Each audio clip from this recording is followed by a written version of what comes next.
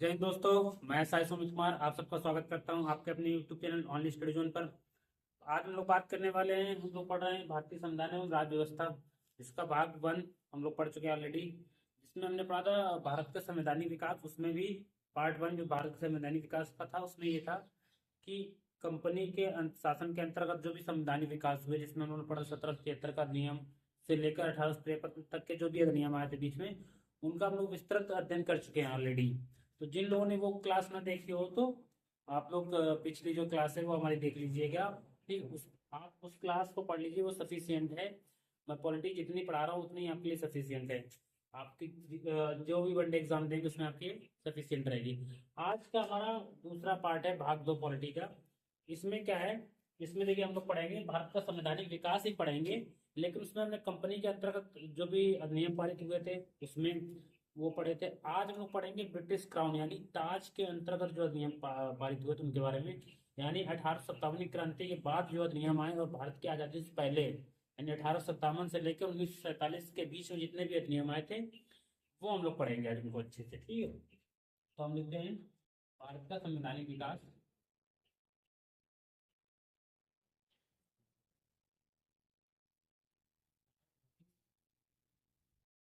ताज। ठीक है, British crown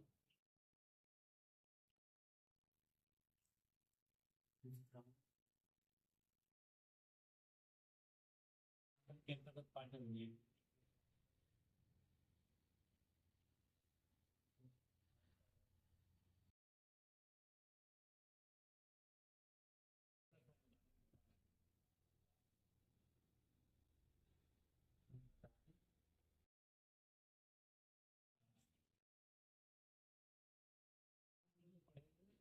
इसमें हम लोग पढ़ेंगे 1858 से लेके 1947 के बीच के जितने भी अधिनियम है वो हम लोग पढ़ेंगे। ठीक है, आप इसमें देखिए कौन कौन सा अधिनियम हम लोग को पढ़ना है, समझिए पड़ेगा। सबसे पहला अधिनियम जो है वो है 1858 का भारत शासन अधिनियम। ठीक है, दूसरा जो हम लोग पढ़ेंगे इसमें, वो पढ़ेंगे दूसरा नियम है इसमें 1861 का भारत परिषद अधिनियम। ये भारत शासन अधिनियम।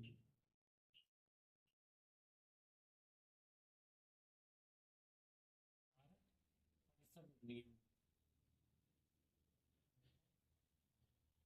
इसके बाद हम लोग जो अगला पढ़ेंगे वो 1892 का पढ़ेंगे। 1892 का कौन सा, भारत परिषद अधिनियम। ठीक है, फिर इसके बाद 1909 का, 1909 का कौन सा है, इसे भी हम लोग भारत परिषद अधिनियम कहते हैं। ठीक है, अब देखिए जरा, इसको भारत, इनको भारत शासन अधिनियम कह रहे हैं, इनको भारत परिषद अधिनियम कह रहे हैं, क्यों ऐसा क्यों है। ये जो अधिनियम है ये भारत के शासन से संबंधित अधिनियम है, जबकि इसमें क्या परिषद के बारे में जो हम लोगों ने पढ़ा था 1853 में पढ़ा था ना। 1853 हमने क्या पढ़ा था, 1853 का अधिनियम हम लोग पढ़ चुके हैं। उसमें हमने ये पढ़ा था कि जो गवर्नर जनरल की कार्यकारिणी परिषद थी उसे दो पार्टों में डिवाइड कर दिया गया, यानी विधायी कार्य क्या है, विधायी कार्य और प्रशासनिक कार्य अलग अलग कर दिए गए थे। विधायी कार्य जो भी देखेगा उसे क्या कहा गया था हमारा, उसे हमने क्या कहा था, केंद्रीय परिषद, केंद्रीय विधान परिषद, विधान परिषद, या इसी को हम भारतीय कहते हैं, भारतीय विधान परिषद भी कहते हैं। इसी को गवर्नर जनरल की परिषद भी, विधान परिषद भी कहा जाता है। ठीक है, इसी के तीनों नाम, केंद्रीय विधान परिषद कहा जाए, गवर्नर जनरल की विधान परिषद कहा जाए, या भारतीय विधान परिषद कहा जाए। भारत परिषद अलग है, विधान परिषद अलग है। ठीक समझिए, विधान मतलब जो कानून बनाती है वो परिषद, उसका हम लोगों ने 1853 में देख लिया था, जिसे हम लोगों ने क्या कहा था, लघु संसद कहा था। ठीक है, इसका गठन हो गया था। ये प्रावधान जो है, इनको परिषद अधिनियम इसलिए कहा जाता है कि इसमें तीनों में परिषद से संबंधित ज्यादा बातें कही गई हैं। जैसे परिषद में सदस्यों की संख्या बढ़ाना, भारतीयों का इन्वॉल्व होना यानी भारतीयों का सम्मिलित होना, ये चार चीजें इसमें ज्यादा है। इसको जो 1919 का अधिनियम, इसको मार्ले मिंटो सुधार भी कहते हैं। क्या कहते हैं, मार्ले मिंटो सुधार भी कहते हैं। इसके बाद 1919 का अधिनियम पढ़ना है। ठीक है, इसे हम 1919 से क्या कहते हैं, भारत शासन अधिनियम कहते हैं, शासन अधिनियम। इसको हम लोग एक और नाम से जानते हैं, मॉन्टेस्क्यू चेम्सफोर्ड सुधार। मॉन्टेस्क्यू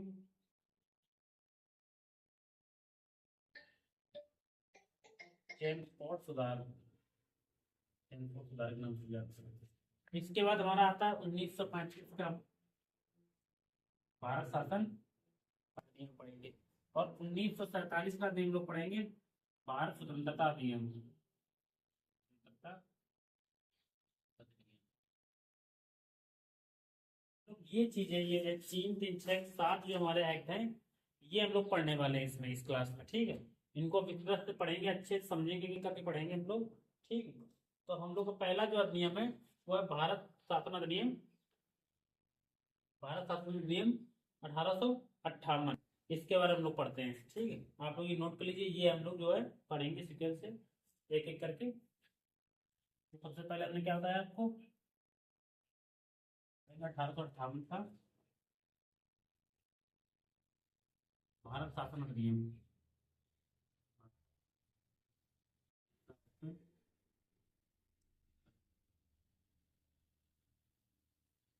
देखिए इसकी पृष्ठभूमि से सबसे आसान तरीका क्या है, देखिए आप लोग पता 1857 में क्रांति हुई थी। 1857 में क्रांति ये दर्शाती है कि अंग्रेजी सत्ता जो है वो उसकी विफलता दर्शाती है, यानी कि उससे लोग नाखुश हैं या उसका प्रशासन सही नहीं है। तो जब भी कहीं प्रशासनिक विफलता होती है तो लोगों के खिलाफ कार्रवाई होती है।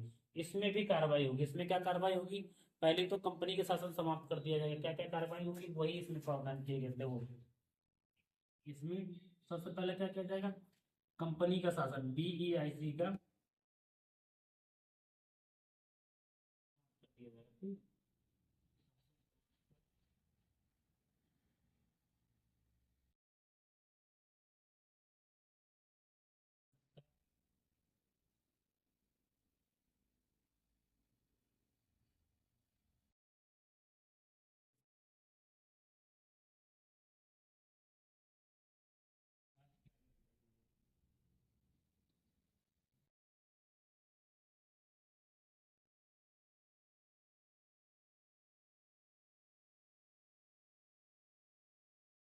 ये दिया गया कि BEIC का शासन समाप्त करके भारत की सत्ता किसको दे दी गई, ब्रिटिश ताज को दे दी गई, ठीक है। दूसरा, अब हमने एक चीज पढ़ा था 1784 जब पिट्स इंडिया एक्ट पढ़ा था, तो हमने उसमें पढ़ा था BEIC को दो कार्य बांटे गए थे, एक BOD बनाया गया था, एक BOC बनाया गया था। तो दोनों ये खत्म कर दिए जाएंगे। क्या कर दिया जाएगा,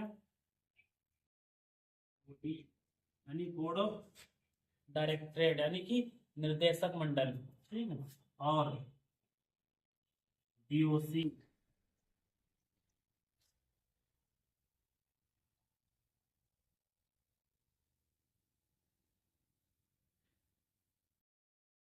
बोर्ड ऑफ कंट्रोल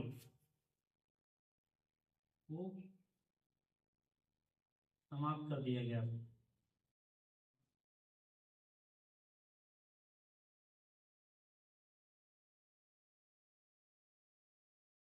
इसको समाप्त किया गया तो इसके लिए कुछ ना कुछ तो लाया जाएगा। तो भारत सचिव, भारत सचिव का एक नया पद है, नया पद सर्जित किया जाएगा, ठीक है।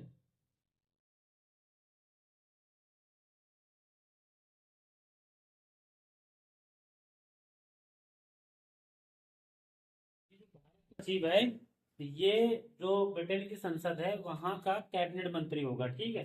ये भारत सचिव कौन होगा, एक कैबिनेट मंत्री होगा, कैबिनेट मंत्री, कैबिनेट स्तर का मंत्री होगा, ठीक है। और कहाँ का होगा, ब्रिटेन की संसद का, किसका होगा, ब्रिटेन पार्लियामेंट का, ठीक है। कहाँ का होगा, ब्रिटेन पार्लियामेंट का, ठीक है। ये होगा कैबिनेट स्तर का मंत्री। इसकी सहायता के लिए क्या किया जाएगा, 15 सदस्य की सहायता के लिए, सहायता के लिए एक 15 सदस्यीय, कितनी, 15 सदस्यीय, 15 सदस्यीय भारत परिषद का गठन किया जाएगा। किसका गठन किया जाएगा,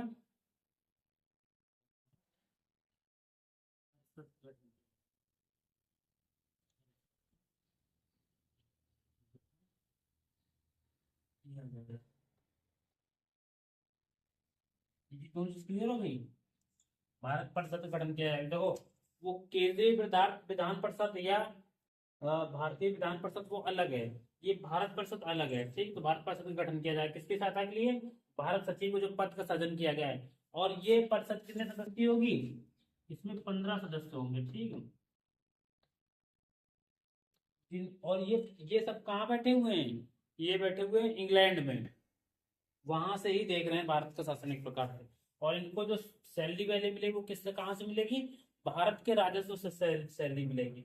तो ये दो काम समझ में आ गए, ठीक है। तीसरा इसमें समझते लिखिए, मुगल सम्राट का पद समाप्त कर दिया गया। मुगल सम्राट का पद समाप्त कर दिया गया।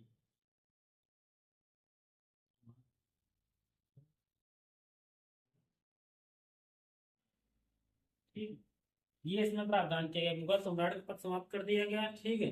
इसके अलावा इसमें एक और काम इसके अलावा मुगल सम्राट का पद समाप्त कर दिया गया। इसमें एक और काम की, ये भारत जो सचिव है, ये इंग्लैंड की संसद के प्रति जिम्मेदार होगा, ठीक है, दायित्व होगा इसका। इंग्लैंड की संसद के प्रति क्या होगा? ये जिम्मेदार होगा, ठीक है। तो ये प्रावधान किसमें थे हमारे? भारत शासन अधिनियम 1858 में। आप लोग को समझ में आ गया भारत शासन अधिनियम 1858। इसके बाद अगला जो आएगा, इसको एक और नाम से जानते हैं, इसलिए इसको भारत का अच्छा शासन अधिनियम, भारत के शासन अच्छा करने वाला अधिनियम के नाम से भी जानते हैं। तो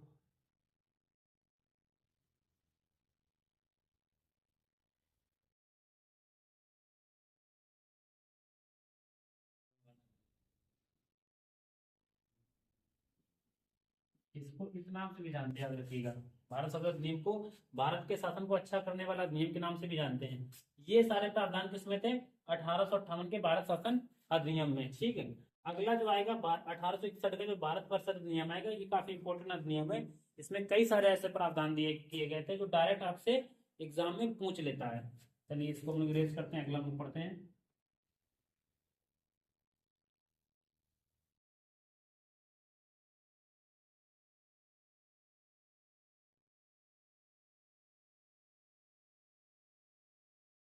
तो इसमें क्या क्या प्रावधान किए जाएंगे समझना है इसको।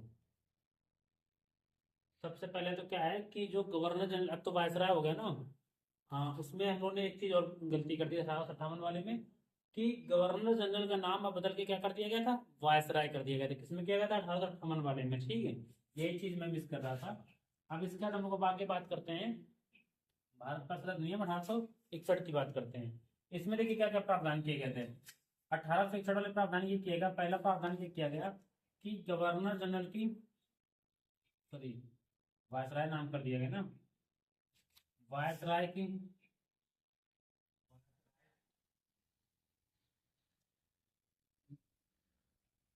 कार्यकारिणी परिषद थी, उसकी सदस्य संख्या कितनी कर दी गई? बढ़ा के 5 कर दी गई। 4 थी, अभी हम लोग पढ़ा था 1833 में 14 सदस्य, आज तक सदस्य शामिल किया जाता है, फिर 1853 में उसको स्थायी कर दिया जाता है। यही हम लोग क्या करेंगे 1861 में, क्या है, इसमें 5वां मेंबर ऐड किया जाएगा। कब का मेंबर ऐड किया? देखो, कार्यकारिणी परिषद में कब का मेंबर ऐड किया, थोड़ा एक बार समझ लो आप लोग पहले इसको। इसमें कब कब मेंबर ऐड किए जाते हैं कार्यकारिणी परिषद में? सबसे पहले इसका गठन होता है 1773 एक्ट के तहत, ठीक है। जब इसमें मेंबर कितने होते हैं? 4। फिर 1784 का पिट्स इंडिया एक्ट आता है, फिर इसमें मेंबर कितने कर दिए जाते हैं? 3, एक कम कर दिया जाता है। फिर आता है 1833 का एक्ट, ठीक है, जिसमें क्या किया जाता है? 3+1, ये क्या होता है? अस्थायी होता है, ठीक है। इसके बाद मेंबर, लेकिन ये विधि सदस्य होता है, याद रखना, विधि सदस्य होता है, विधि वेतन अनिवार्य है, ठीक है। इसके बाद 1853 में क्या कर दिया जाता है? इसको स्थायी कर दिया जाता है। तो मेंबर कितने हो गए टोटल? 4। फिर 1861 में क्या कर दिया जाएगा? एक मेंबर और बढ़ा जाएगा, 5 हो जाएंगे, ठीक है। एक और लास्ट इसमें बचता है 1874 में, यह अधिनियम फिलहाल नहीं आता लेकिन ऐसे ही है। 1874 में एक और मेंबर जोड़ दिया जाता है और टोटल मेंबर हो जाते हैं 6, ठीक है। ये 6 मेंबर हो गए, समझे। अब हम लोग इसमें एक चीज और समझ लेते हैं कि हम, मैंने बताया वायसराय की कार्यकारिणी परिषद में एक सदस्य की और गिनती हो जाती है। वायसराय की कार्यकारिणी परिषद की संख्या 5 कर दी जाती है, ठीक है, 5 कर दी गई। देखिए यहाँ से क्या होगा, यहाँ से पोर्टफोलियो, जैसे आज के टाइम पे क्या है, हमारे यहाँ पे क्या चलता है, विभागीय प्रणाली चलती है, शिक्षा मंत्री होते हैं, राज्य मंत्री होते हैं, कोई मंत्री मतलब कैबिनेट मंत्री बनते नहीं बनते हैं। अभी तक क्या था, इसमें मंत्रालय बटे हुए नहीं थे लोगों के पास में। अब 1861 में व्यवस्था कर दिया है कि मंत्रालय को बांट दिए जाएंगे, ठीक है। तो उसको थोड़ा हम समझते हैं। ये पूरा समझ में आ गया, पूरा क्रम, कि कब कब मेंबर जुड़े, कब कब घटे, कब कब क्या रहा। एक अस्थायी सदस्य जो विधि वेता होना अनिवार्य है, फिर 5वां मेंबर यहाँ जोड़ा गया, 6वां मेंबर यहाँ जोड़ा गया, बस यही है आपका कार्यकारिणी परिषद पूरी, ठीक है। हम लोग इसको रिवाइज करते हैं। अब इसके बाद हम लोग बात करते हैं, वायसराय की कार्यकारिणी परिषद की संख्या कितनी कर दी गई, 5 कर दी गई, ठीक है। वहां अब परिषद, अब परिषद, परिषद कार्यकारिणी परिषद, अब परिषद विभागीय प्रणाली,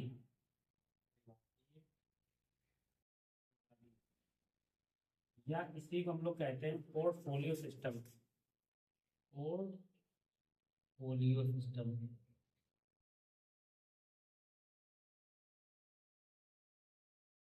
या इसी को हम लोग क्या कहते हैं, मंत्रिमंडलीय व्यवस्था, क्या कहते हैं, मंत्रिमंडलीय व्यवस्था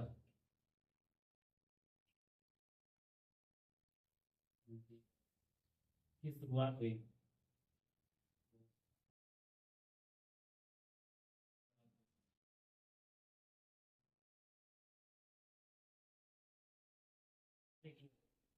आपसे सवाल ये पूछ देगा कि विभागीय प्रणाली या पोर्टफोलियो सिस्टम या मंत्रिमंडलीय मंडलीय व्यवस्था कब शुरू हुई भारत में, तो कब हुई, 1861 के अधिनियम के तहत। दूसरा ये पूछ लेगा कि विभागीय प्रणाली किसने शुरू की है, इसका जनक कौन था भारत में, तो भारत में विभागीय प्रणाली के जनक कौन था, लॉर्ड कैनिंग,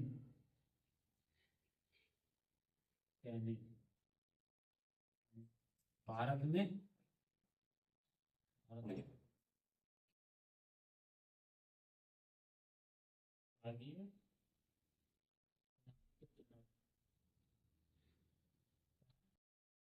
जनक कौन है, लॉर्ड कैनिंग, ठीक। समझ में आ गया आपको इतना। इसके बाद हम लोग आगे बात करते हैं इस पे, 12% में आगे हम लोग बात करते हैं। एक दो इसके बाद इसमें क्या क्या व्यवस्था की गई, इसमें ये व्यवस्था की गई, अब वायसराय,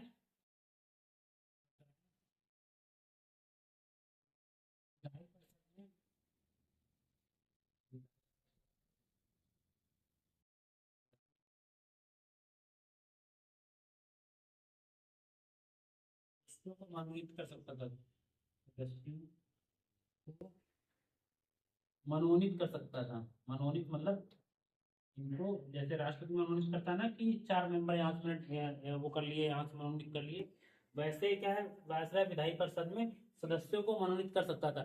विधायी परिषद जैसे हमारे यहाँ पे क्या होता है, राज्यसभा में 12 सदस्य मनोनीत करते हैं राष्ट्रपति, ऐसे ही अब क्या हो गया, वायसराय विधायी परिषद में सदस्यों को क्या कर सकता था, मनोनीत कर सकता था, ठीक है। और इसने 3 लोग मनोनीत भी किया, मनोनीत कर सकता था। इसके तहत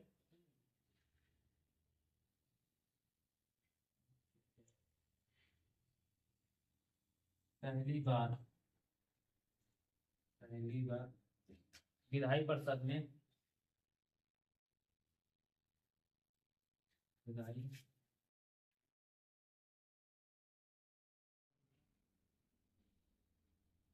3 भारतीयों को, 3 भारतीयों को,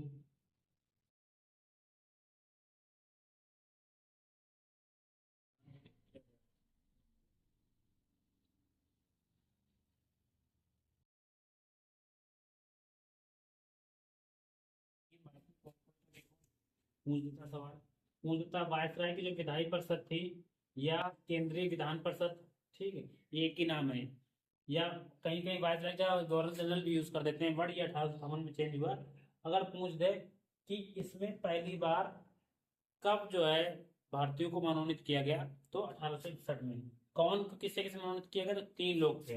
एक सर दिनकर राव, सर दिनकर राव, दूसरा पटियाला के महाराज,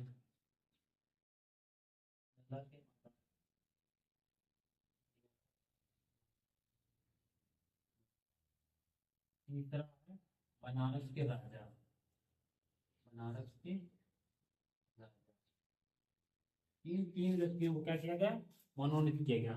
ठीक है, विभागीय प्रणाली की शुरुआत की गई, परिषद में भारतीयों को मनोनीत किया गया, किसने, विधायी परिषद में, यानी यहाँ जो कानून बना रही थी, ये क्या है, कार्यकारिणी परिषद है। इसके बाद तीसरा काम इसमें और क्या किया गया, जो हमारे वायसराय हैं अब वो अध्यादेश जारी कर सकते हैं। Viceroy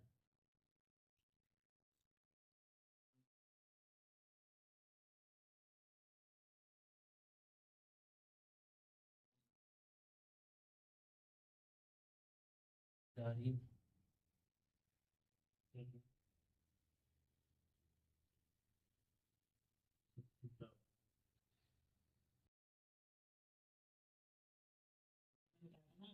viceroy governor general, just आप राष्ट्रपति को मान के चलिए कि राष्ट्रपति की तरह इसके क्या है, कार्य होते जा रहे हैं। हम लोग पढ़ चुके हैं, कब हम लोग पढ़ा था, 1800 1786 का नियम पढ़ा था ना हम लोगों ने।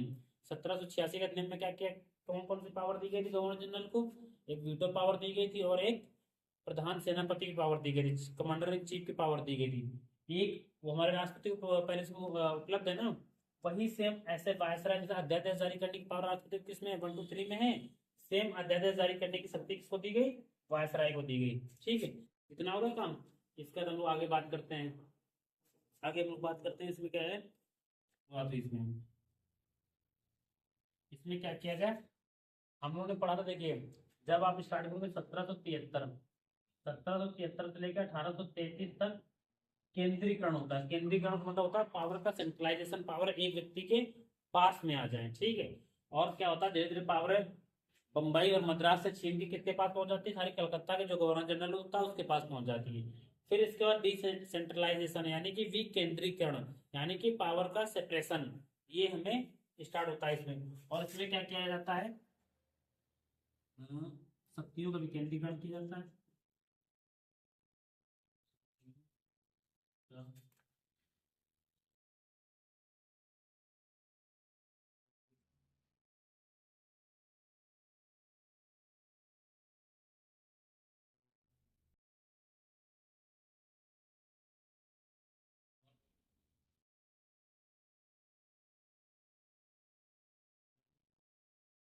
मद्रास व मद्रास व बम्बई को विधायी शक्ति यानी कानून बनाने की शक्ति, विधायी शक्ति वापस की जाती है, विधायी शक्ति लौटाई जाती है।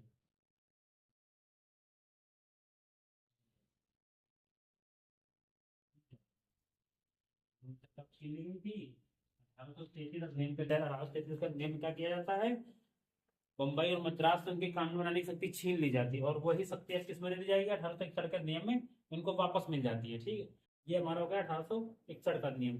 अब लोग अगला बात करेंगे 1892 का नियम, कौन सा, 1892 का परिषद नियम।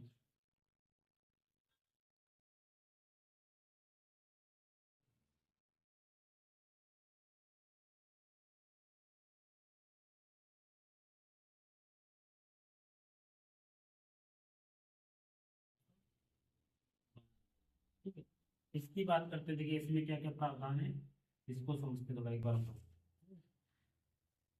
देखिए इसको भी परिषद नियम कहा जाता है, इसमें भी परिषद में ही परिवर्तन ज्यादा तुम्हें देखने को मिलेंगे।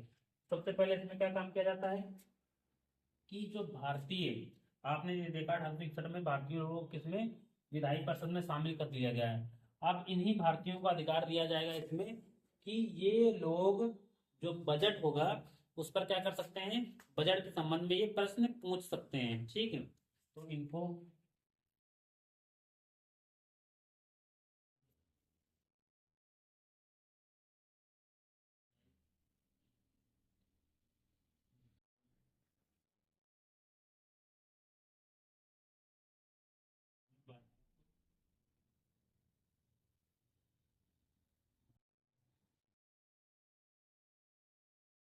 बजट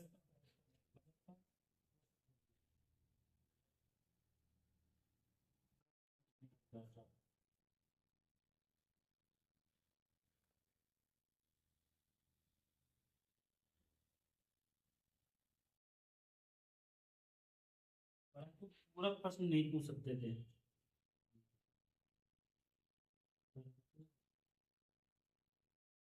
पूरा प्रश्न पूछने का अधिकार नहीं था, पूछने का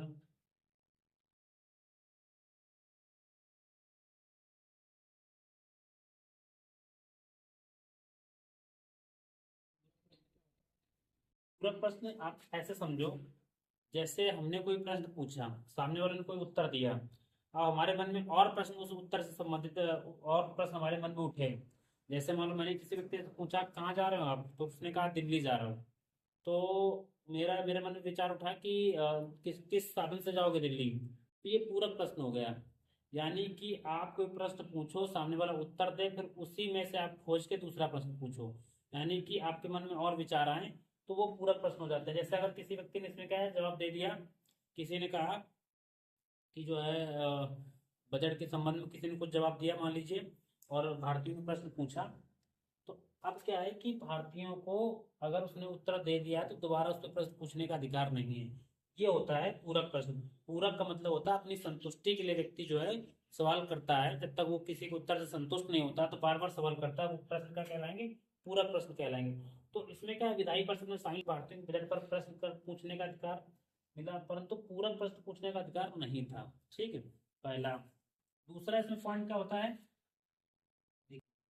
दूसरा इसमें क्या होता है पॉइंट, दूसरा ये पॉइंट इसमें होगा कि इसमें हाँ दूसरा ये कि जो विधायी परिषद थी ना, कौन सी विधायी परिषद थी आपकी, ये केंद्रीय विधान परिषद, इसमें क्या है सदस्य की संख्या और बढ़ाई जाएगी, ठीक, इंक्रीज की जाएगी। इसके अलावा जो प्रांतीय विधान परिषद हो उनमें भी सदस्य की संख्या क्या की जाएगी, इंक्रीज की जाएगी। ठीक है, तीसरा इसमें जो प्रावधान है, वो तीसरा प्रावधान ये है कि अ, हाँ सॉरी, तीसरा प्रावधान ये है, इसमें निर्वाचन शब्द का इस्तेमाल नहीं किया जाता है, परंतु जो मेंबर होते हैं, जो भारतीय मेंबर होते हैं, उनके लिए निर्वाचन किया जाता है, अप्रत्यक्ष निर्वाचन किया जाता है, लेकिन निर्वाचन शब्द का इस्तेमाल नहीं होता। यानी कि पहली बार निर्वाचन कब स्टार्ट होता है, इस अधिनियम में। निर्वाचन मतलब चुनाव पहली बार, ठीक, लेकिन चुनाव शब्द का इस्तेमाल नहीं होता, प्रक्रिया वही होती है सेम। तो ये दो तीन प्रावधान किसमें किए जाते हैं, 1852 वाले में किए जाते हैं। ठीक है, कौन कौन, पहला ये है,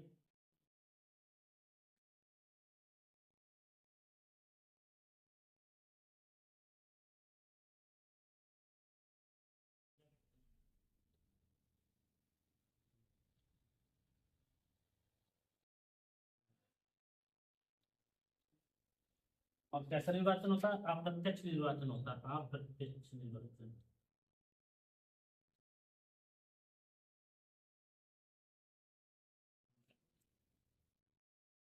निर्वाचन एक चुनाव प्रक्रिया का इस्तेमाल होता है, किसके लिए इस्तेमाल होता है, जो परिषद होता है, सॉरी ये जो विधायी परिषद होती है या केंद्रीय परिषद होती है, इसमें जो मेंबर इलेक्ट किए जाते हैं, चुने जाते हैं, उनके लिए इस प्रक्रिया का इस्तेमाल किया जाता है। ठीक है, निर्वाचन चुनाव प्रक्रिया का इस्तेमाल किया जाता है।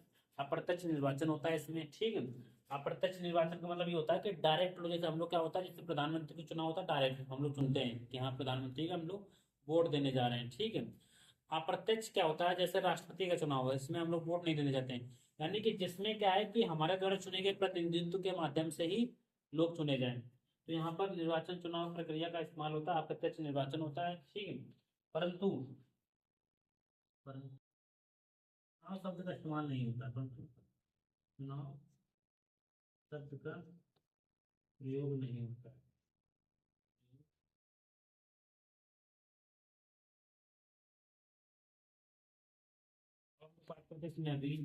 इसमें अगला जो पॉइंट है वो ये कहता है कि केंद्रीय विधान परिषद और प्रांतीय विधान परिषदों के सदस्यों की संख्या की गई, बढ़ाई गई। ठीक, ये आप देखेंगे जब से परिषद बनी है उसके बाद से हर अधिनियम में लगभग उनकी संख्या बढ़ाई जाती है। क्यों बढ़ाई जाती है, इसके पीछे रीजन ये है कि भारतीय ज्यादा से ज्यादा प्रतिनिधित्व चाहते हैं कि हमें ज्यादा से ज्यादा सीटें मिले, हम भारत के शासन में ज्यादा से ज्यादा भागीदारी निभाएं अपनी। इसलिए क्या होता है, ये लोग मांग करते हैं लगातार। कांग्रेस का गठन भी हो गया था। अब कांग्रेस का इन अधिवेशनों में प्रभाव बहुत पड़ता है। जैसे ये अधिनियमों में क्या है, कांग्रेस अपना अधिवेशन करेगी और उनसे ब्रिटेन सरकार से मांग करेगी कि मुझे ज्यादा से ज्यादा हमारे जो देश का जो हमारे देश का शासन सत्ता है उसमें ज्यादा से ज्यादा हमारी भागीदारी हो। यानी अगर कोई कानून बन रहा है तो उसमें ज्यादा से ज्यादा मेरी भागीदारी हो, अगर उसका पालन हो रहा है तो उसमें ज्यादा से ज्यादा मेरी भागीदारी हो। इसलिए इनके मेंबरों की संख्या लगातार बढ़ाई जाएगी, किसकी, केंद्रीय विधान परिषद की प्रांतीय विधान परिषद। प्रांतीय मतलब जो प्रांत के लिए कानून बनाते हैं। जैसे आज के टाइम पे हम लोग बात करें परिवेश में, जैसे संसद क्या होती है, केंद्र के लिए होगी। राज्य के लिए क्या होता है, विधानमंडल होता है। तो जस्ट सेम वहीं पे ये सेम प्रोसेस यहाँ पर था, केंद्रीय विधान परिषद और राज्य की विधान परिषद यानी प्रांतीय विधान परिषद। ठीक है, तो इनकी देखिए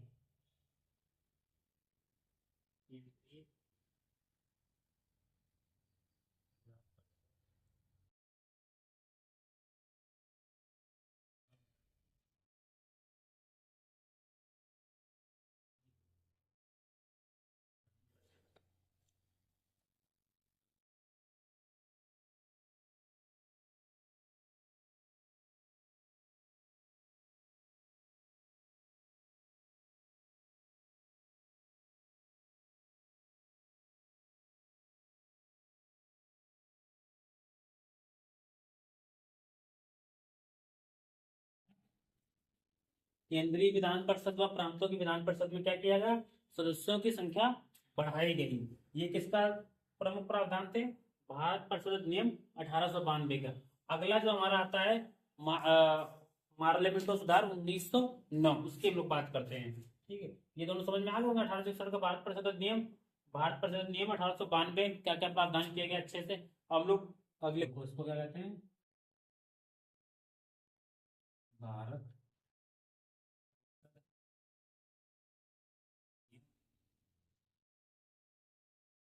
1909, या इसी को हम लोग कहते हैं मार्ले मिंटो सुधार, मार्ले मिंटो सुधार। ठीक है, समझिएगा। एक और आएगा मोंटेस्क्यू चेम्सफोर्ड सुधार इसके बाद। तो इसमें दो व्यक्तियों का नाम आया, एक मार्ले एक मिंटो।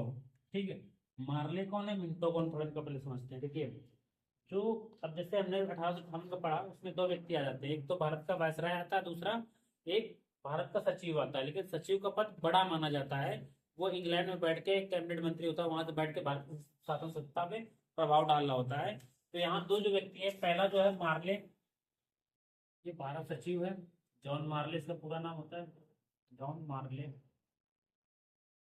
ये क्या है, भारत सचिव है, भारत।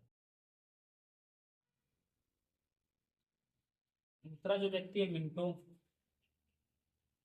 इसका पूरा नाम लॉर्ड मिंटो है।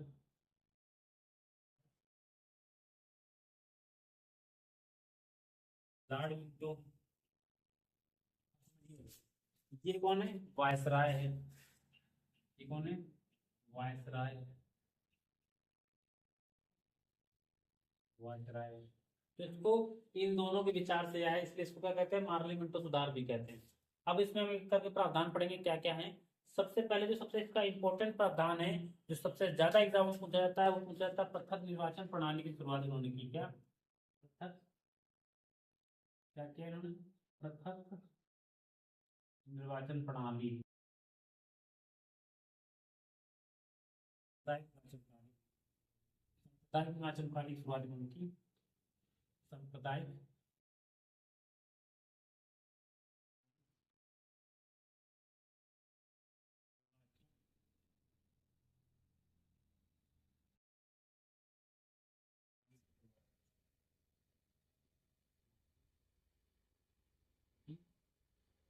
विभाग।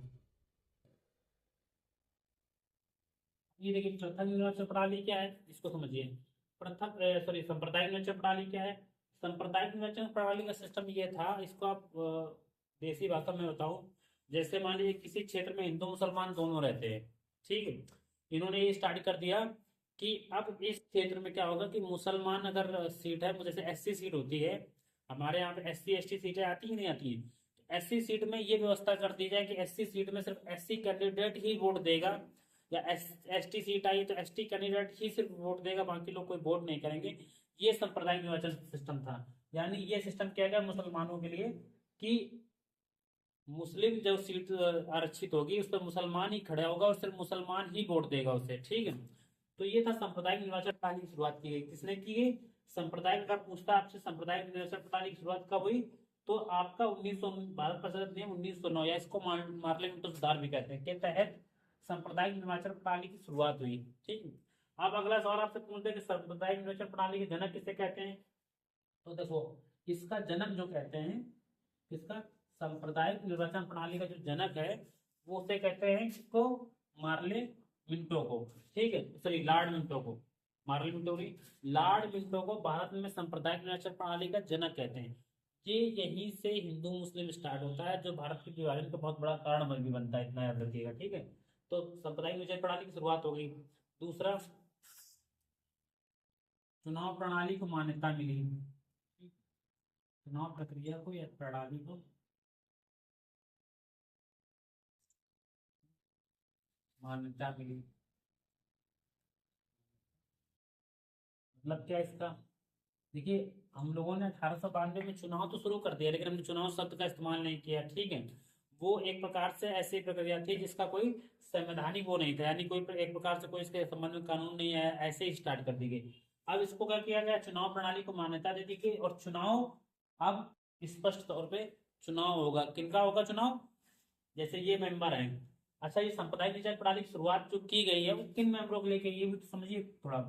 जैसे आप लोग पढ़ते चले आ रहे हैं, केंद्रीय विधान परिषद में भारतीयों को नॉमिनेट करना स्टार्ट कर दिया गया है। ठीक है, तो जब भारतीयों को नॉमिनेट करना स्टार्ट कर दिया तो मिंटो ने क्या किया, दिमाग लगाया कि क्यों ना इनको आपस में लड़ाया जाए। तो इसने क्षेत्र घोषित कर दिया कि इस क्षेत्र में मुसलमान कैंडिडेट खड़ा होगा और उसको मुसलमान ही वोट देंगे।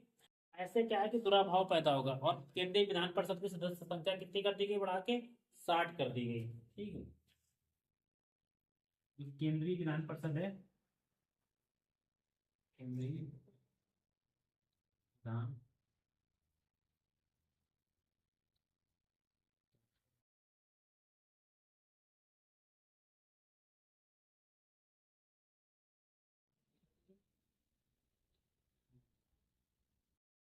स्टार्ट कर दी गई। ठीक है, स्टार्ट कर दी गई। आप जब इसे पढ़ेंगे स्टार्टिंग से, कि केंद्रीय विधान परिषद अगर देखा जाए जब बनी तब से अगर हम लोग बात करें, तो देखिए ये 1853 बनी थी। ठीक है, फिर 1858 में इसके सीटों में कोई परिवर्तन नहीं हुआ था। 1861 में फिर इसकी सीटें बढ़ी थी। ठीक, 1892 में फिर इसकी सीटें बढ़ी थी। ठीक है, 1892 के बाद 1909 में फिर इसकी सीटें बढ़ी थी। ठीक है, आप जरा समझिए कैसे क्या था सिस्टम। ये था 1853 में जब ये थी बनी थी तब 12 मेंबर थे इसमें। ठीक है, और इसके बाद 1870 में ये कर दिया गया 606 से लेकर 12 तक मेंबर इसमें रहेंगे। 1892 में ये कर दिया गया 10 से 16 मेंबर रहेंगे, और इसमें कितना कर दिया गया, 60 मेंबर कर दिए गए। ठीक है, अब यही केंद्रीय विधान परिषद, अगला जो अधिनियम हम लोग पढ़ेंगे, जो हम लोग अगला पढ़ेंगे मॉन्टेस्क्यू चेम्सफोर्ड सुधार 1919 में, उसमें ये क्या कर दिया जाता है, केंद्रीय विधान परिषद को क्या कर दिया जाता है, दो पार्टों में डिवाइड कर दिया जाता है। कितने पार्टों में, दो पार्टों में। एक क्या बना दी जाएगी, राज्य परिषद, और दूसरा होगा केंद्रीय विधानसभा, केंद्रीय विधान सभा। आप सिंपल समझिए, राज्य परिषद को एक प्रकार से राज्यसभा आप कंसीडर कर सकते हैं, केंद्रीय विधानसभा इसको हम लोग मान सकते हैं लोकसभा। ये इस प्रकार से दो पार्टों में बांट दिया गया, और ये जो आज का वर्तमान का वो परिवेश है, वैसे ही स्थिति एक प्रकार से ये 1919 में हो जाएगी। ये हमने बात कर ली किसकी, केंद्रीय विधान परिषद की, कैसे कैसे मेंबर बढ़े, कैसे क्या घटे। अगर सवाल आपसे पूछे तो आप लोग तुरंत बता सकते हैं। इससे पहले जो मैंने पिछले बताया था गवर्नर जनरल की परिषद के बारे में पूरा बताया कि नहीं बताया था, तो एक एक चीज आपको पूरा क्रिस्टल क्लियर पता चला जाता चल रहा हूँ मैं, ताकि कोई भी किसी भी प्रकार का डाउट ना रहे। और आपसे अगर कोई भी एग्जामिनर सवाल बने, इससे रिलेटेड कोई भी सवाल बने, तो आपसे अछूता ना रहे वो सवाल। ठीक है, आप उसे जरूर टच करें और उसे जरूर करके सॉल्व करें से। ठीक है, तो केंद्रीय विधान परिषद के सदस्यों की संख्या कितनी कर दी गई, बढ़ाकर 60 कर दी गई। हम लोग आगे बात करते हैं इसमें।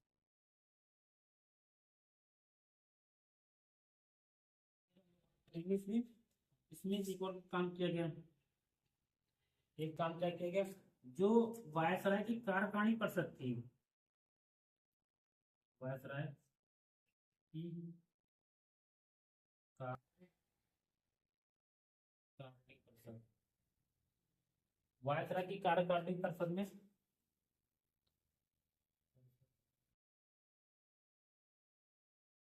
वायसराय की कार्यकारिणी परिषद में प्रथम भारतीय, प्रथम भारतीय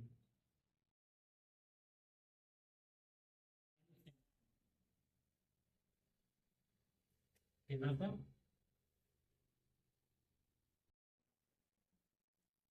विधि सदस्य के रूप में।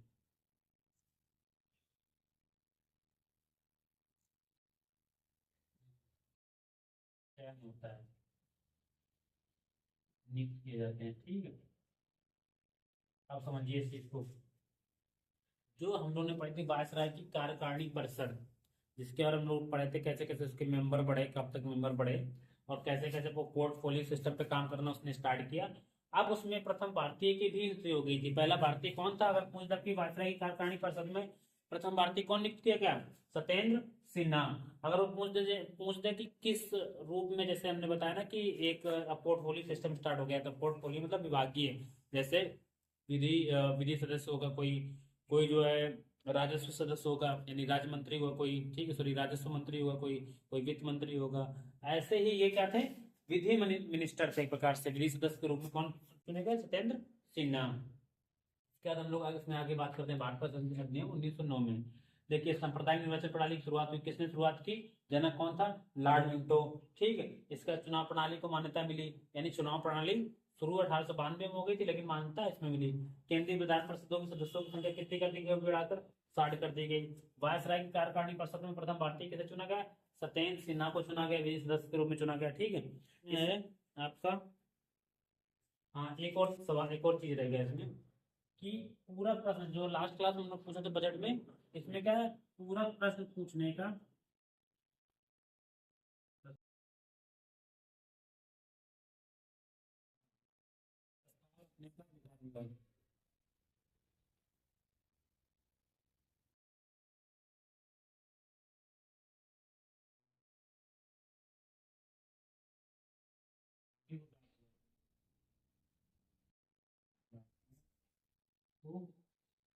प्राप्त हुआ, प्राप्त। ये होगा हमारा भारत प्रशासन अधिनियम 1909, या इसको पार्लियामेंट सुधार कहते हैं। अगला हमारा जो है मोंटेस्क्यू चेम्सफोर्ड सुधार, इसमें देखिए इसका क्या होता है आगे। तो भारत शासन अधिनियम 1909 भी कहते हैं।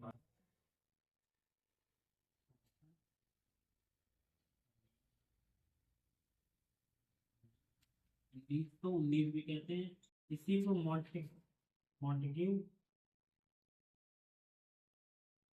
चेम्सफोर्ड सुधार भी कहते हैं, ठीक है। सुधार के नाम से भी इसको जानते हैं। देखिए इसमें क्या क्या चेंजमेंट हुए। सबसे पहले तो जो सांप्रदायिक निर्वाचन स्टार्ट हुआ था, इसको अब जब स्टार्ट हो गया 1909 में, इसको हर बार 1919 में भी बढ़ाया जाएगा, 1935 में भी बढ़ाया जाएगा, ठीक है। तो सांप्रदायिक निर्वाचन को क्या किया गया? बढ़ाया गया, इसका विस्तार किया गया।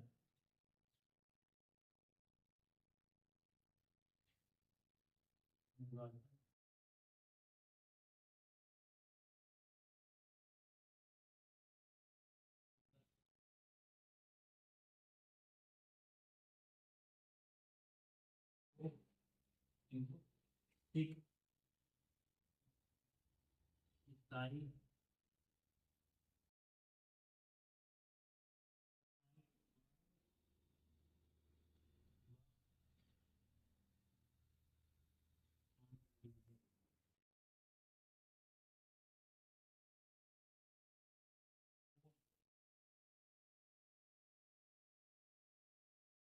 शामिल किया गया।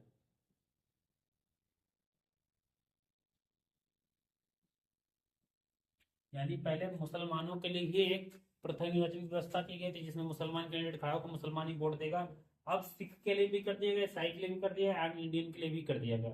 आप जब पढ़ेंगे 1935 वाला, तो उसमें दलितों के लिए भी किया जाएगा, महिलाओं के लिए भी किया जाएगा, ठीक है। दूसरा, चुनाव प्रणाली को मान्यता मिली थी, लेकिन यहाँ पर चुनाव प्रणाली कैसी थी? अप्रत्यक्ष थी, ठीक है। यहाँ पर चुनाव प्रणाली कैसी थी? अप्रत्यक्ष थी। यहाँ पर क्या होगा? चुनाव प्रणाली प्रत्यक्ष हो गई, ठीक है। प्रत्यक्ष चुनाव की शुरुआत हुई, प्रत्यक्ष चुनाव की शुरुआत हुई, चुनाव की शुरुआत।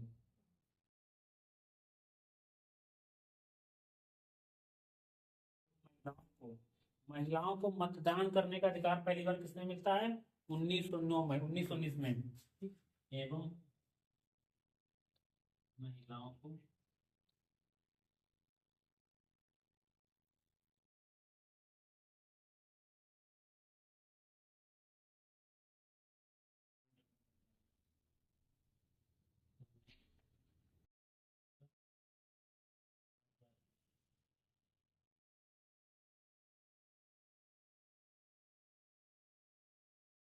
ये जो अधिकार मिल रहे हैं ये अभी कुछ लोगों को, कुछ परसेंट लोगों को ही दिए जा रहे हैं, जिसमें शिक्षित, धनाढ़, ऐसा वर्ग या जो ऐसे वर्गों को इसमें सम्मिलित किया गया था, ठीक है।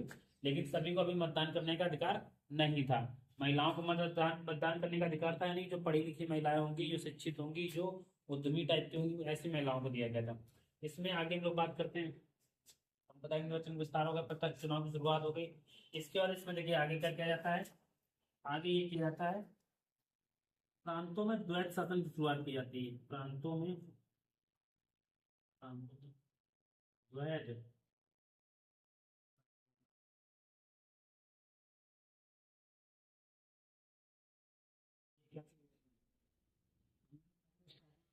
पिछले क्लास में एक बात की थी, द्वैत शासन 4 बार आप सुनेंगे। सबसे पहले 1765, फिर 1784, फिर 1919, फिर 1935 के अधिनियम में सुनेंगे। चारों बार मैंने बताया था क्या क्या द्वैत शासन होता है, तो मैं इसकी बात करता हूँ। देखिए, प्रांतों में द्वैत शासन का मतलब क्या है कि प्रांतों में अब 2 प्रकार के विषय वो कर दिए गए, 2 प्रकार का प्रशासन की व्यवस्था कर दी गई। एक वो विषय होंगे जिसपे प्रांत की जो विधान परिषद होगी वो कानून बना सकती है। दूसरा ऐसा विषय होगा जो गवर्नर जनरल के लिए वो रखा जाएगा, मतलब आरक्षित रखा जाएगा। तो इसमें क्या, प्रांतों में द्वैत शासन की शुरुआत की गई। और 2 प्रकार के विषय होंगे, कौन से, एक होगा हस्तांतरित और एक होगा आरक्षित। देखिए, हस्तांतरित जो विषय होंगे वो इनको दिए जाएंगे प्रांतों की, तुम इनमें कानून बना सकते हो, इस पे राज कर सकते हो। लेकिन जो आरक्षित विषय होंगे वो किसको दिए जाएंगे, गवर्नर जनरल के पास रहेंगे अभी। तो प्रांतों में द्वैत शासन की शुरुआत होती है, यहाँ से समझ में आया। फिर इसके बाद आगे हम लोग बात करते हैं, इसमें और क्या किया जाएगा, देखो, प्रांतों में द्वैत शासन की शुरुआत हो गई। इसमें लोक सेवा आयोग का गठन किया जाता है। इसके तहत क्या किया जाता है, लोक सेवा आयोग का गठन, आयोग का गठन किया जाता है। ठीक है। इसके बाद और इसमें क्या प्रावधान किया जाता है, लोकसभा आयोग का गठन हो गया। इसमें एक और प्रावधान किया जाता है कि इसके तहत एक एक ऐसी संस्था बनाई जाएगी, विधिक संस्था बनाई जाएगी, जो प्रत्येक 10 साल में क्या है, भारत की प्रगति की जांच करे, ठीक है। एक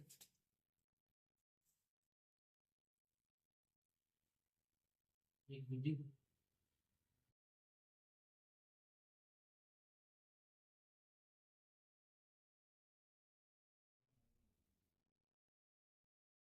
एक विधिक आयोग बनेगा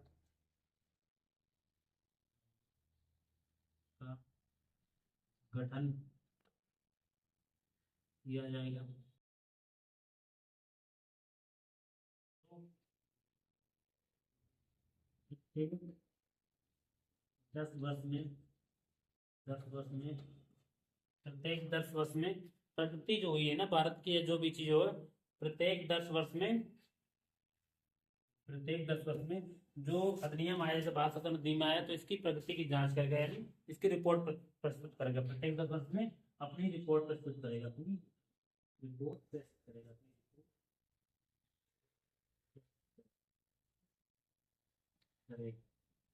आप लोग पढ़ते हैं, आपने साइमन कमीशन पढ़ा होगा, कब आता है साइमन कमीशन, देखिए, एक विधिक आयोग का गठन किया जाएगा। आप लोगों ने पढ़ा होगा 1927 में क्या आता है, साइमन कमीशन, साइमन कमीशन। वो क्या बला है समझिए, वो यहीं से आता है, यहीं से निकलता है। इसमें क्या कहा गया कि प्रत्येक 10 में, यानी 1919 के तहत 1929 में क्या होना चाहिए, एक गठित होना चाहिए। जो विधि आयोग का गठन किया जाता है 1919 के तहत 1929 में होना चाहिए, ठीक है। लेकिन 2 साल पहले 1927 में एक आयोग का गठन कर दिया जाता है, जिसका नाम होता है साइमन कमीशन। समस्या क्या होती है कि ये भारतीयों के विषय पे चर्चा करने के लिए आती है कि भारतीयों का प्रशासन सही चल रहा है कि नहीं चल रहा है। लेकिन इसमें एक भी भारतीय व्यक्ति शामिल नहीं होता, इसलिए इसको क्या कहते हैं, श्वेत कमीशन कहते हैं, यानी पूरा अंग्रेजों का कमीशन होता है। सारे मेंबर कैसे होते हैं, अंग्रेज होते हैं। अब जरा बताइए, जब अंग्रेज होंगे तो भारतीय की भलाइयों की बात करेंगे क्या, नहीं करेंगे। इसीलिए इसका ग्रोथ होता है, और इसी के ग्रोथ में लाला लाजपत राय की मृत्यु होती है, आपको पता होगा। हम लोग आगे बात करते हैं इसमें। देखिए, इसके बाद इसमें एक और प्रावधान क्या क्या किया गया, इसमें केंद्रीय बजट व राज्य के बजटों को क्या कर दिया गया, अलग अलग कर दिया गया। व राज्य के बजट अलग अलग कर दिए गए, अलग अलग कर दिए गए।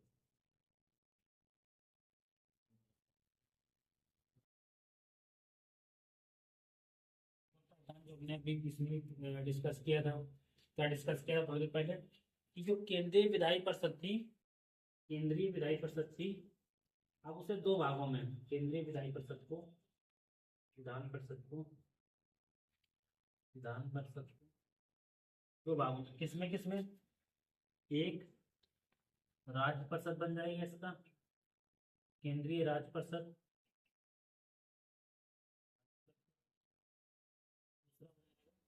केंद्रीय विधानसभा।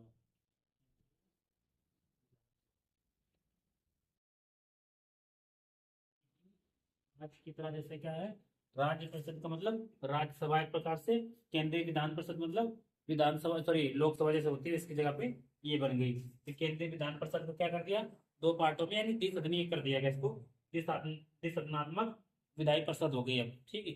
जैसे पहले कानून बनाने का सिस्टम क्या था, कि केंद्रीय विधान परिषद के ही लोग आपस में चर्चा करते थे, कानून बना देते थे। जैसे अभी भारत में कानून कैसे बनता है, कोई भी बिल आएगा राज्यसभा में आएगा तो लोकसभा में आएगा, एक एक उससे पास होने के बाद दूसरे उसमें जाएगा, दोनों से पास होने के बाद जब उसमें राष्ट्रपति साइन करेंगे तब बनता है।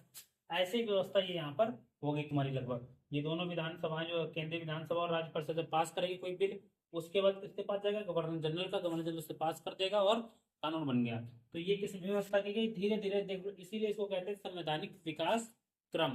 धीरे धीरे क्या हो रहा है, संविधान का विकास हो रहा है, कैसे कैसे धीरे धीरे चीजें बढ़ रही, कैसे अध्यादेश आया, कैसे वीटो पावर आई, कैसे प्रधान सेनापति बने, और कैसे कैसे चीजें आई, सारी आप लोग इसमें समझते चल रहे हैं, ठीक है। इसीलिए मैं इनको चीजों को आज के परिवेश से रिलेट करता हुआ चल रहा हूँ, ठीक। अब अगला जो हमारा आता है भारत शासन अधिनियम 1935 को हम लोग पढ़ते हैं, पढ़ रहे हैं इसमें क्या है, भारत शासन अधिनियम 1935।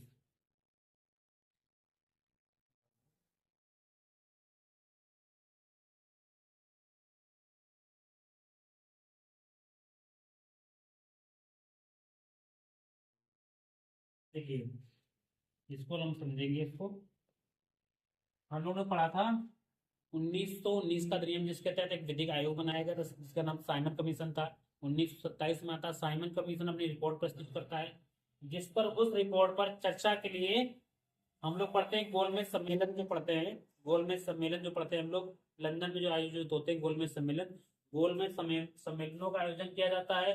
और उस आयोजन में जो बातें उठती हैं, उन बातों का ही इसमें समावेश होता है, किसमें, भारत शासन अधिनियम 1935 में। आपने पूरा क्रम समझा इस चीज को, और हम लोग इसको एक एक करके डिस्कस करेंगे। सबसे पहले इसमें क्या किया जाता है, प्रावधान देखिए, पहला तो यो भारत के संविधान का एक प्रमुख स्रोत है, भारत के संविधान का एक प्रमुख स्रोत है, एक प्रमुख स्रोत है।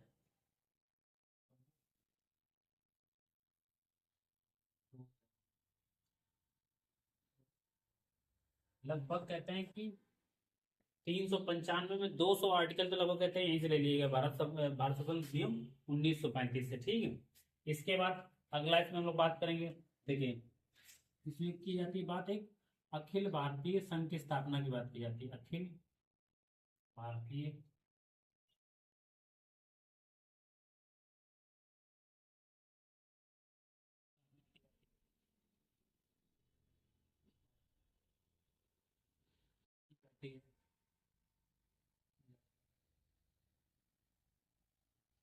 जिसमें जिसमें क्या होगा, ब्रिटिश प्रांत और देशी रियासत होंगे, ठीक है, की जाती है इसमें ब्रिटिश प्रांत व देशी रियासत होंगे, व देशी रियासत होंगे, ठीक है।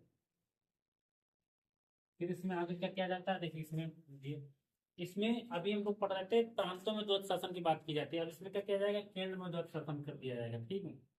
प्रांतों से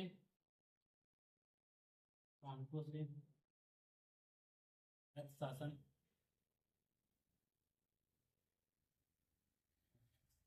समाप्त कर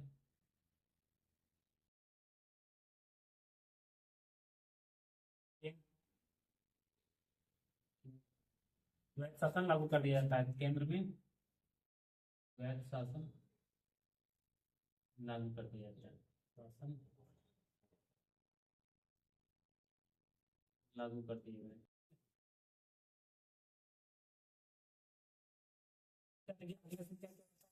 हाँ, समाप्त कर दिया गया, केंद्र में दो शासन लागू कर दिया गया। अभी वर्तमान में तीन सूचियां हम लोग पढ़ते हैं, नहीं पढ़ते हैं, तीन प्रकार की जो है जैसे समवर्ती सूची होती है, संघ सूची होती है और राज्य सूची होती है। ऐसे ही विषयों को तीन भागों में बांटा गया, विषयों को तीन भागों में बांटा गया, ठीक है। विषयों का मतलब यहाँ कार्य से होता है कि तुम वित्त तुम देखोगे, कृषि तुम देखोगे, फलाना कार्य तुम देखोगे, तो विषयों को कितने तीन भागों में बांटा गया, जिसमें से 59 जो थे वो किसमें थे, संघ सूची में, ठीक है, संघ सूची में विषय थे। 56 किसमें विषय थे, राज्य सूची में, यानी प्रांतीय सूची में कह सकते हैं इसको, राज्य सूची में, ठीक है।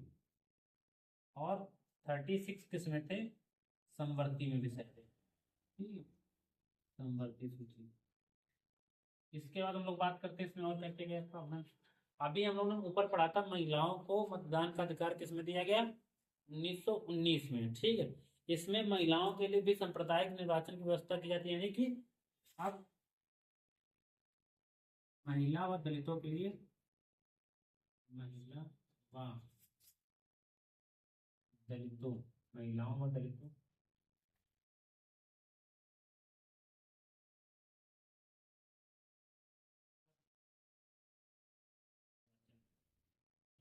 से सांप्रदायिक निर्वाचन भी कह सकते हो, पृथक भी कह सकते हो, पृथक मतलब अलग से, ठीक, इसको कि इनकी अलग से निर्वाचन की वो रहेगा सिस्टम, पृथक निर्वाचन व्यवस्था की जाती है, ठीक है, व्यवस्था की है। देखो कितना बढ़ गया हमारा, लगभग सबको ही मिल गया। इस पहले मुसलमानों को 1909 मिला, फिर सिख ईसाइयों और क्या कहते हैं जो यूरोपीय, सॉरी जो आंग्ल इंडियन थे उनको 1919 में मिला। फिर इसके बाद इसमें महिलाओं दलितों को मिला कब, इसमें क्या कहते हैं 1935 में, ये प्रावधान हो गया। इसके बाद आगे हम लोग बात करते हैं इसमें क्या क्या प्रावधान हुए।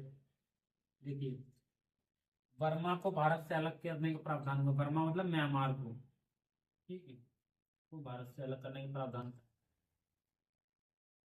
अलग करने का प्रावधान।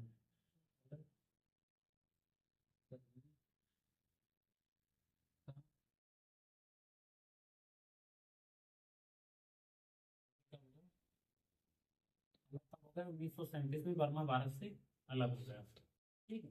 इसमें आरबीआई की स्थापना हुई, किसकी, आरबीआई की, भारतीय साख और मुद्रा को वो करने के लिए आरबीआई की स्थापना हुई। इसी अधिनियम के तहत पूछा जाए किस अधिनियम के तहत आरबीआई की स्थापना हुई, इसके तहत, ठीक है।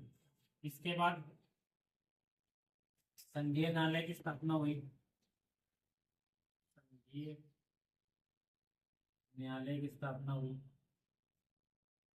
स्थापना हुई।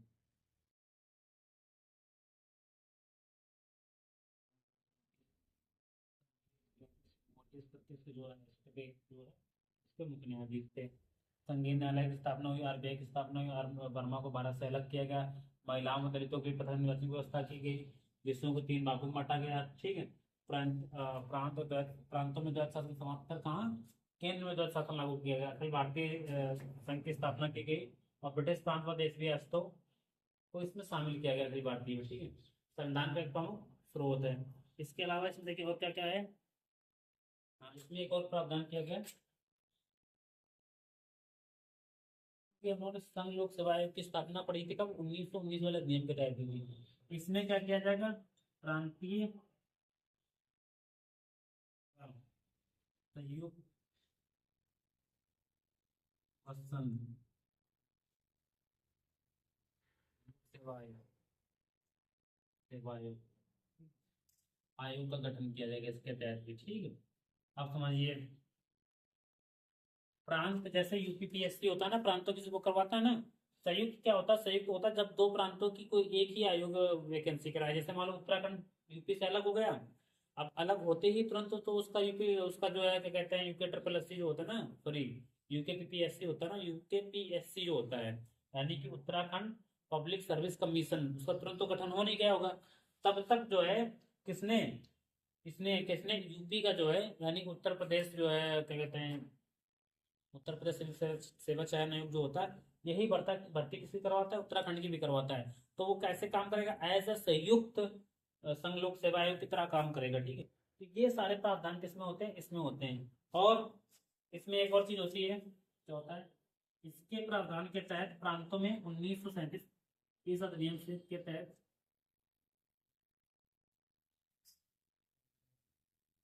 1937 में 1937 प्रांतों में चुनाव होते हैं, प्रांतों में चुनाव होते हैं।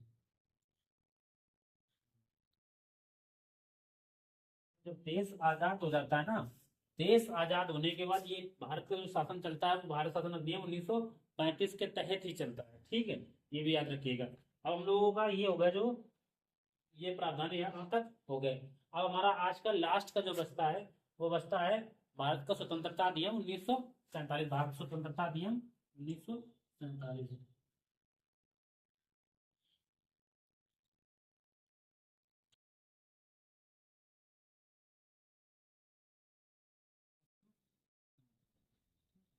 इसमें देखिए क्या क्या प्रावधान किए जाते हैं। देखिए ये क्या है, भारत को अब स्वतंत्रता वाला अधिनियम है। इसमें क्या किया जाएगा, पहला तो ये, इसको हम माउंट बेटन योजना के नाम से भी जानते हैं, माउंट बेटन योजना के नाम से क्यों जानते हैं, इसमें गवर्नर जनरल कौन होता है, माउंट बेटन होता है, ठीक है। उसी के नाम पे ये योजना, क्योंकि वही प्रस्तुत करता है। दूसरा इसमें काम क्या किया जाता है, ये कहा जाता है कि भारत और पाकिस्तान नाम के दो प्रांत वो होंगे, भारत व अधिराज्य होंगे व पाकिस्तान नाम के दो अधिराज्य की बात करते हैं, यहाँ दो देश होंगे।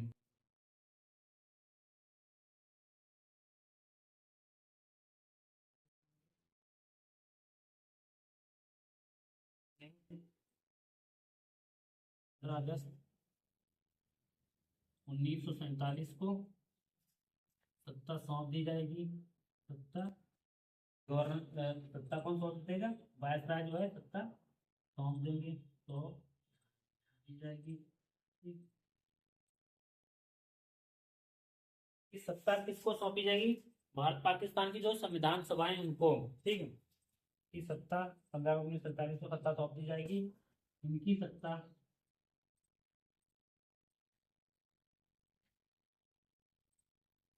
संविधान सभाएं, संविधान सभाओं संबंधित देशों की ना, संबंधित देशों की सभाओं को सौंपी जाएगी।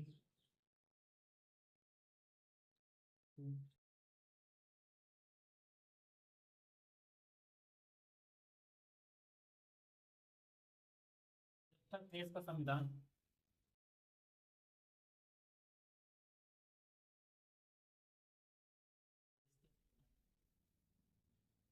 लागू नहीं होगा,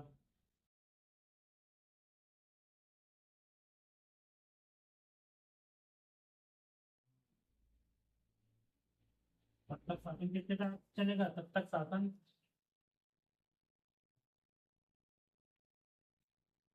1935 के भारत शासन अधिनियम के तहत चलेगा, 1935 के भारत शासन अधिनियम के तहत चलेगा।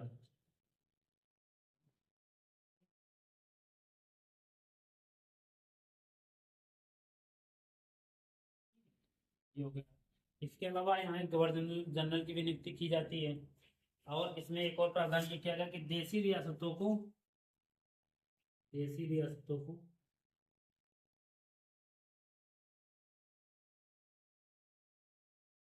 स्वतंत्रता के अनुसार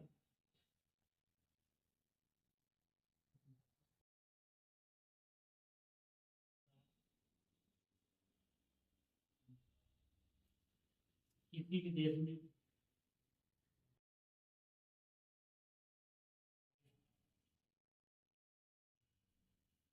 सम्मिलित होने का अधिकार था, सम्मिलित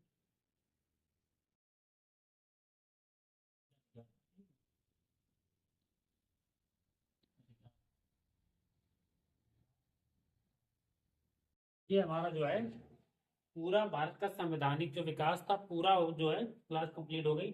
इसमें कुछ जो दो तीन डाउट रहते हैं, जैसे पहले हमने बहुत सारी चीजें पढ़ ली कि भारतीय परिषद क्या होता है, भारत परिषद क्या होती है, केंद्रीय विधान परिषद क्या होती है, गवर्नर जनरल की परिषद क्या होती है, कार्यकारिणी परिषद क्या है, बीओसी क्या है, और बीओडी क्या है। ये थोड़ा डाउट जो है ना, ये जो डाउट तुम्हारे अंदर थोड़ा अभी बन रहे होंगे, ठीक है। या इनमें कब कब सदस्यों के चेंजमेंट हुए, या कौन कौन प्रथम भारतीय इसमें नियुक्त हुआ, किसमें कौन प्रथम भारतीय नियुक्त हुआ, ये थोड़ा आपके मन में अभी डाउट रह रहा होगा। तो इसका जो है अभी हम निराकरण इसी में आगे कर दे रहे हैं कि कौन कौन प्रथम भारतीय था, कौन कौन जो है कितने मेंबर थे, कौन कौन सी समिति बनी, सॉरी कौन कौन सी परिषद क्या क्या था, वो हम लोग सब इसी में आगे बता दे रहे हैं, इसी के आगे। और इसी के साथ ही आपकी क्लास पूरी कंप्लीट हो जाएगी। आप इस क्लास को पढ़ लेंगे, इससे ही सारे सवाल जितने भी इससे भारत के संवैधानिक विकास से संबंधित बनेंगे, इसी से बन जाएगा। और इसमें बहुत सारे डाउट लोगों के मन में आते हैं, वो सारे डाउट जो मैंने बीच बीच में आपको बताया, चीजें सीक्वेंस से जोड़ के बताई हैं, उनको पढ़ के आपके सारे डाउट क्या है बिल्कुल खत्म हो जाएंगे माइंड से। तो बात करने वाले एक बड़ा डाउट ये रहता है, जो हम लोग संवैधानिक विकास पढ़ते हैं तो बहुत सारी संस्थाएं बन जाती हैं, जैसे केंद्रीय विधान परिषद हो गई, ठीक है, गवर्नर जनरल की कार्यकारिणी परिषद हो गई, भारत परिषद हो गई, बीओसी हो गई, बीओडी हो गई। तो कौन कौन सी संस्थाएं कब कब गठित होती हैं, या इनके मेंबर्स कितने होते हैं, कब चेंज होते हैं, ये पूछ देता है आपसे अक्सर, ठीक है। और ये जो डाउट होता है सबसे बड़ी चीज है, ये डाउट जो क्लियर करेंगे। और दूसरी बात इसमें हम लोग बात करेंगे कि भारतीयों की प्रथम भारतीय कौन कौन से किस किस परिषद में कब कब नियुक्त हुए, इसके बारे में बात करेंगे। तो सबसे पहले देखो, जब कंपनी का गठन होता है, ठीक है, कंपनी का जब गठन होता है उसी के साथ साथ किसका, बीओडी, यानी कि निर्देशक मंडल, ठीक है, निर्देशक मंडल का गठन, निर्देशक मंडल का क्या होगा, गठन होगा। और जब इसका गठन होता है, जब इसका गठन होता है तब इसमें 24 मेंबर होते हैं। कितने टोटल, 24 मेंबर होते हैं। और सिर्फ इसमें एक बार मेंबर कम किए जाते हैं। वो कब होता है, 1853 का जब अधिनियम पढ़ोगे, 1853 के अधिनियम में, अधिनियम के तहत इसमें मेंबरों की संख्या कितनी कर दी जाती है, मेंबरों की संख्या कर दी जाती है 18। और इसको जब समाप्त कब किया जाता है, जब पूछे आपको बीओडी को समाप्त कब किया जाता है, तो इसके हम लोग बात करते हैं, इसको समाप्त किया जाता है आपका 1858 के अधिनियम के तहत, ठीक है। इसको 1858 के अधिनियम के तहत क्या किया जाता है, इसको समाप्त कर दिया जाता है। अब हम लोग बात करते हैं बीओसी का गठन। बीओसी यानी नियंत्रक मंडल, नियंत्रक दल।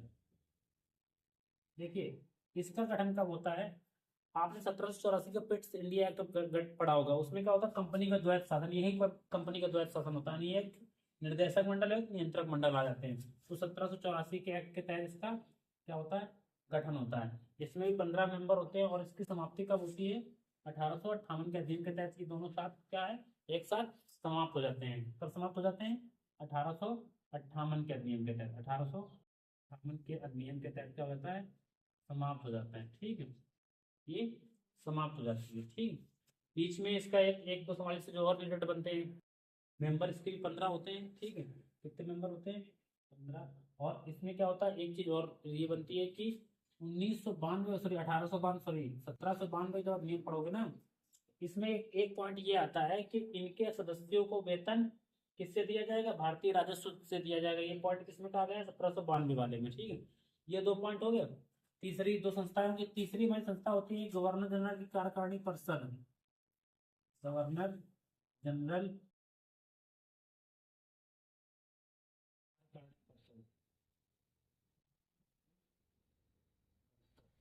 ये देखिएगा सब इसी से बनती चली जाती है, ठीक है। तो ये कार्यकारिणी परिषद का है। जब आप हम लोगों ने पढ़ा 1773 का एक्ट, तो उसमें एक गवर्नर जनरल का, गवर्नर जनरल की नियुक्ति होगी, उसके 4 सदस्यीय कार्यकारिणी परिषद होगी। कितनी थी, 1773 के तहत इसकी क्या हुई, नियुक्ति हुई। कितने मेंबर 1773 में, 4 मेंबर थे सदस्य। इसके बाद हम लोगों ने पढ़ा 1784 का नियम, 1784 के नियम के तहत इसके मेंबर क्या कर दिए गए, कम कर दिए। कितने बचे, 3 बचे, ठीक है। इसके बाद हम लोग पढ़ेंगे 1784 के बाद जब आएंगे हम लोग कब, इसमें आएंगे 1833 में। इसका मेंबर क्या कर दिया गया, एक बढ़ा दिया गया, लेकिन कैसा, अस्थायी सदस्य, एक अस्थायी। और वो भी कैसा होना चाहिए, विधि वेता, अस्थायी सदस्य होगा। और कैसा होगा, विधि वेता, यानी कि कानून का जानकार होना चाहिए, ठीक है। और इसके बाद 1853 आता है। 1853 में देखना क्या होता है यहाँ पर, एक तो जो अस्थायी सदस्य था इसको स्थायी कर दिया गया, यानी सदस्य कितने हो गए, 4 हो गए, ठीक है। पहला काउंट क्या होगा, सदस्य 4 हो गए। और ये किसमें था, कार्यकारिणी परिषद में, कार्यकारिणी परिषद में, ठीक है। और इसी में, इसी को क्या कर दिया गया, दो पार्टों में 1853 में तोड़ दिया गया, दूसरी जो संस्था बनी, यानी कि अब गवर्नर जनरल की कार्यकारिणी परिषद को दो भागों में बांट दिया गया था।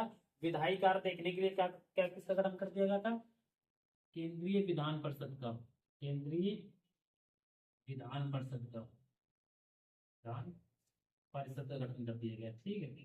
केंद्रीय विधान परिषद का गठन कर दिया गया, कब किया गया, 1853 में किया गया। कितने मेंबर थे इसमें, टोटल 12 मेंबर थे।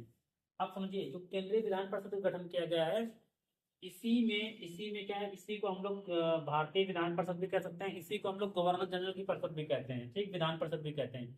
इसी को किन किन नामों से जाना जाता है, एक तो इसी को गवर्नर जनरल की परिषद का, जो गवर्नर जनरल, ठीक, की विधान परिषद, ठीक, विधान परिषद। इसी को भारतीय विधान परिषद भी कह सकते हो, ठीक है। अब 1853 में कितने मेंबर थे, 12, ठीक। इसके बाद इसमें मेंबर कितने हो जाएंगे, अगला जो है इसमें नियम आएगा, अगले नियम में 1861 में इसमें मेंबर कितने रहेंगे, इसमें कही गई बात है कि 6 से 12 मेंबर रहेंगे, 1861 वाले नियम में कही गई। फिर 1892 का नियम आएगा, 1892 का नियम में इसमें कितने मेंबर की बात कही गई, इसमें बात की गई 10 से 16 मेंबर होंगे, ठीक है। फिर आता है 1909 का नियम, 1909 का नियम का क्या क्या कहा कि इसमें कितने मेंबर होंगे, 60 मेंबर होंगे। फिर आता है 1919 का नियम, और इसके क्या कर दिया जाता है, फिर इसके केंद्रीय विधान परिषद के कितने पार्ट कर दिए जाते हैं, 2 पार्ट कर दिए जाते हैं। कौन कौन से पार्ट हो जाते हैं, एक हो जाता है राज्य परिषद, क्या होगा, राज्य परिषद, और एक होगा क्या, केंद्रीय विधानसभा, केंद्रीय विधानसभा, ठीक है। सब आगे समझ में आ गया, नहीं आ गया, केंद्रीय विधानसभा बन गई। ये किससे बना, केंद्रीय विधान परिषद से ही बनाई है, ठीक है। अब हम लोग बात कर लेते हैं कार्यकारिणी परिषद के बारे में, आगे क्या होता है, इसमें आगे क्या होगा, 1861 में एक मेंबर और जोड़ा जाएगा, 4 से कितने हो जाएंगे मेंबर, 5 सदस्य हो जाएंगे, ठीक है। कितने सदस्य हो जाएंगे, 5। और एक और काम किया जाएगा, यहाँ क्या किया जाएगा, विभागीय प्रणाली की शुरुआत की जाती है, विभागीय प्रणाली, यानी कि जो पांचों मेंबर रहेंगे, जो पांचों मेंबर रहेंगे, इन पांचों मेंबर में क्या किया जाएगा, विभाग बांट दिए जाएंगे, ठीक है। इसके बाद इसमें एक और मेंबर जोड़ा जाता है 1874 में, जो पीडब्ल्यूडी विभाग देखेगा, पीडब्ल्यूडी का विभाग बनता है, उसको विभाग कौन देखेगा, 6वां मेंबर जोड़ा जाता है। कितने मेंबर हो गए, 6 टोटल मेंबर हो गए, ठीक है। कितने हो गए, 6 सदस्य हो गए। और इसमें एक और काम किया जाता है 1909 अधिनियम के तहत, 1909 के अधिनियम के तहत इसमें एक भारतीय को शामिल किया जाता है। प्रथम भारतीय कौन होते हैं, सत्येंद्र सिन्हा, तो आप लोगों ने पढ़ लिया। बीओडी कब बना, जब गठन हुआ कंपनी के तब बना। कितने मेंबर थे, 24। 1853 में कितने मेंबर बचे, 18। और 1857 में समाप्त कर दिया गया। बीओसी का गठन कब हुआ, 1784 में गठन हुआ, 1858 में क्या हुआ, बीओसी समाप्त कर दी गई, ठीक है। गवर्नर जनरल कार्यकारिणी परिषद कब बनी, 1773 में कितने मेंबर थे, 4। फिर 84 में कितने हो गए, 3। फिर 1833 में कितने हो गए, 3 + 1। और फिर 1853 में कितने हो गए, 4 मेंबर होगा, और इसको 2 भागों में बांट दिया गया, ठीक है। 1861 में कितने हो गए मेंबर, 5। 1874 में कितने हो गए, 6। 1909 में प्रथम भारतीय इसमें शामिल किए जाते हैं, ठीक है। आप ये समझ गए कार्यकारिणी परिषद। फिर यहाँ पे केंद्रीय विधान परिषद बन जाती है, ठीक है, कब, 1853 में। और ये आगे चल के 1909 में राज्य परिषद और केंद्रीय विधानसभा में डिवाइड हो जाती है, 2 पार्टों में। ये हो गया गवर्नर जनरल की कार्यकारिणी परिषद का हो गया हमारा, ठीक है। और किसका हो गया, केंद्रीय विधान परिषद या गवर्नर जनरल की परिषद के बारे में हो गया। अब एक और आता है हमारा भारत परिषद। भारत परिषद का गठन कब किया जाता है, आपने पढ़ा था, भारत सचिव का जब पद सर्जित किया जाता है, नहीं, 1858 में, ठीक है। और इसमें कितने मेंबर होते हैं, सदस्य कितने होंगे, 15 सदस्य होंगे, ठीक है। इसके बाद इसको समाप्त कब किया जाता है, वो याद रखना, बस 1935 में क्या कर दिया जाता है, इसको समाप्त कर दिया जाता है, ठीक है। बस 2 चीजें समझ में आ गया, नहीं आ गया, पूरा सारी चीजें समझ में आ गई। कितनी चीजें बनी, बीओडी, बीओसी, गवर्नर जनरल की कार्यकारिणी परिषद बनी, भारत परिषद बनी, फिर केंद्रीय विधान परिषद बनी, उसको दो भागों में बांटा, राज्य परिषद और केंद्रीय विधानसभा। इसके बाद अब इसमें एक और डाउट बनता है कि इसमें जैसे केंद्र भारत परिषद में प्रथम भारतीय कौन था जो शामिल किया गया, ठीक है। इसके बाद कार्यकारिणी परिषद में गवर्नर जनरल प्रथम भारतीय कौन था जो शामिल किया गया,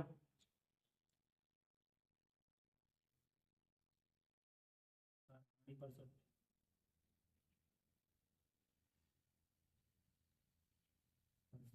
ठीक। और केंद्रीय विधान परिषद में उसको रिलीज करते हैं सारा, समझ गए होगे आप लोग इसको अच्छे से। अब आप लोगों के मन में कोई डाउट नहीं रहा होगा, ठीक है। अब हम लोग बात करते हैं सबसे पहले भारतीय प्रतिनिधित्व कहाँ स्टार्ट होता है। 1861 के अधिनियम में हमने पढ़ा था 3 व्यक्ति आते हैं।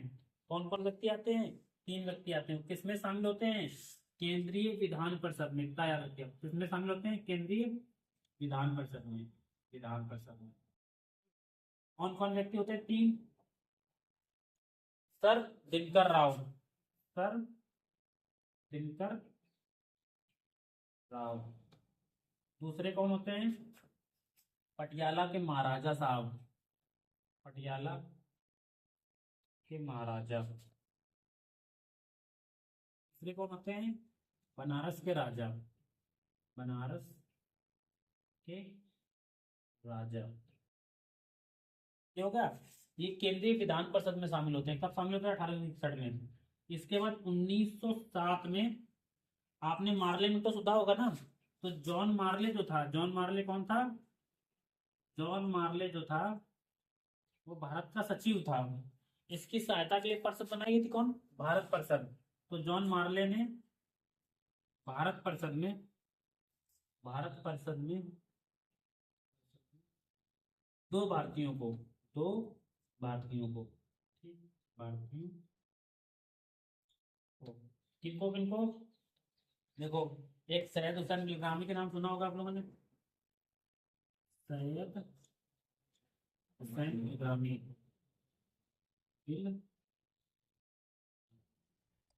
दूसरा जो है,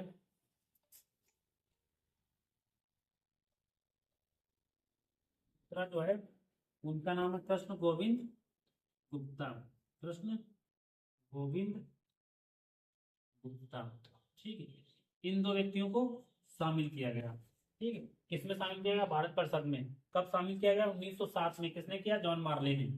अब अगला जो है 1909 में केंद्रीय विधान, सॉरी, गवर्नर जनरल की कार्यकारिणी परिषद में किसे शामिल किया जाएगा, गवर्नर